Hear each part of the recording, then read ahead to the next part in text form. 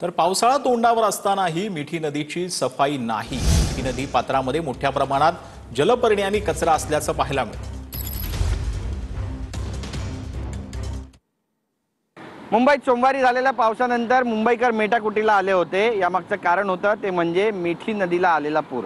मी सध्या मुंबईच्या मिठी नदी परिसरामध्ये आहे आणि या ठिकाणची सगळी दृश्य आपण पाहू शकता की जलपर्णीचं साम्राज्य मिठी नदीच्या पात्रामध्ये आणि जिथून मिठी नदी सुरू होते त्या संपूर्ण परिसरामध्ये पसरल्याचे चित्र स्पष्टपणे पाहायला मिळते। मी सध्या मुंबईच्या कुर्ला सीएसटी भागामध्ये आहे।